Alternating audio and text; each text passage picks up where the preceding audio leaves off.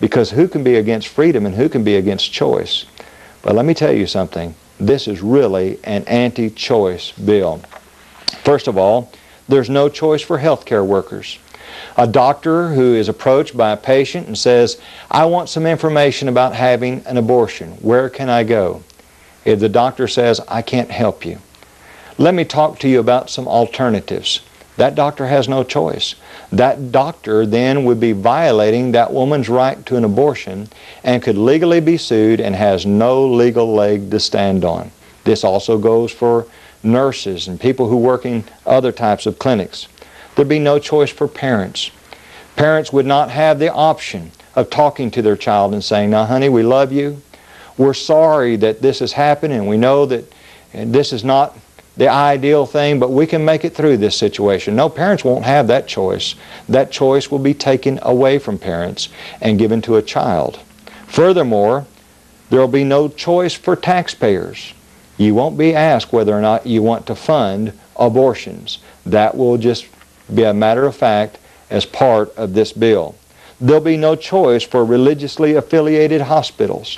As I mentioned earlier, hospitals, religiously affiliated hospitals that depend on federal money from Medicaid and Medicare, many of them that operate in poor inner city neighborhoods, they'll have to go out of business or they'll have to perform abortion. No choice for them.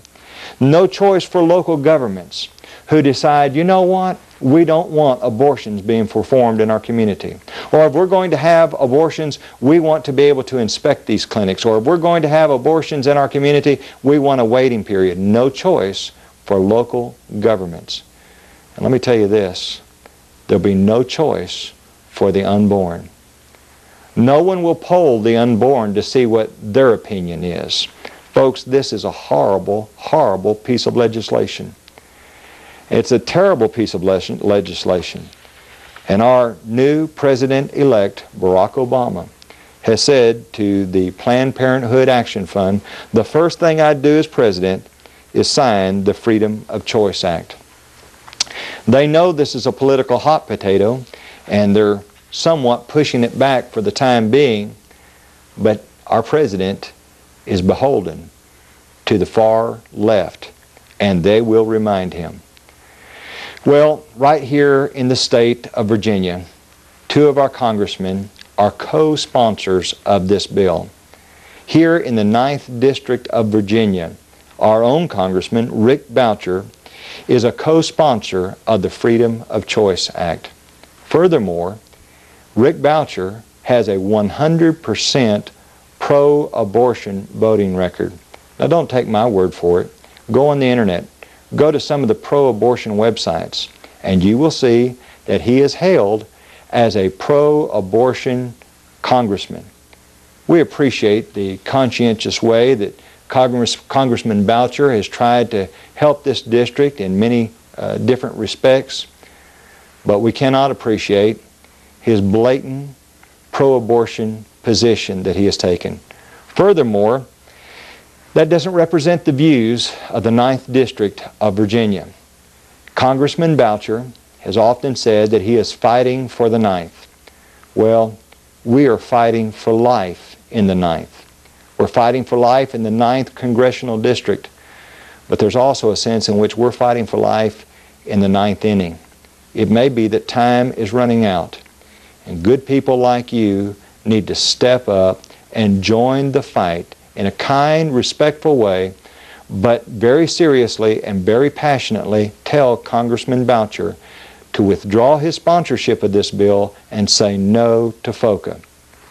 What can you do? Well, let me suggest 3 things to you. First of all, you need to educate yourself. Get all the facts. You can go to our website, www.ffl9.com. ffl9.com. There we have several links that you can go to, or you can go to some other websites. Go to the National Right to Life website, or go to the Family Research Council, or go to some sites like Planned Parenthood and the National Organization for Women.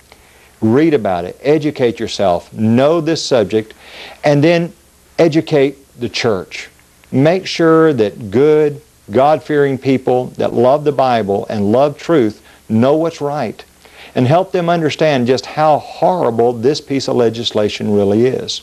This piece of legislation lets people know just how far the radical left wants to go.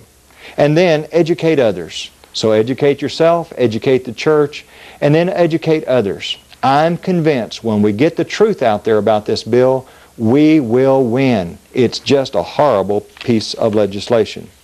We do have an organization called Fighting for Life in the Ninth. It's a nonprofit organization, and our mission is very simple. We want to educate the citizens of the 9th District of Virginia regarding the Freedom of Choice Act. And secondly, we want to energize citizens to passionately ask Congressman Boucher to withdraw his sponsorship and support of the Freedom of Choice Act and to convince him to oppose it. I'll be honest with you. I want a true conversion. I want Congressman Boucher to become a pro-life congressman. I want him to take a stand that's consistent with the views of his constituents here in Southwest Virginia. Go to our website, get some more information. While you're there, click on the Join button, send us an email, and we'll send you a petition. This particular petition that you're seeing right now is the same petition that's being used by the National Right to Life. We will also share this information with Congressman Boucher to let him know the number of people in this district that stand against this. But right now, we'd like for you to do this. If you're convinced that this is a bad bill, call Congressman Boucher's office at 202-225-3861 and tell Congressman Boucher to withdraw his sponsorship of this bill and to say no to FOCA and to passionately plead with the rest of his colleagues to do the same thing. We need email addresses. Will you go to our website, click on Join the Fight, and be a true patriot? Let me remind you of what George Washington said again in his farewell address. Of all the dispositions and habits which lead to political prosperity, religion and morality are indispensable supports. In vain would that man claim the tribute of patriotism, who should labor to subvert these great pillars of human happiness, the firmest props of the duties of men and citizens. What does America need? America needs religion and morality. Abortion is undermining that very thing. And any man or woman who would support this practice is undermining the very pillars of a good society. Please join the fight. Go to www.ffl9.com. Thank you very much.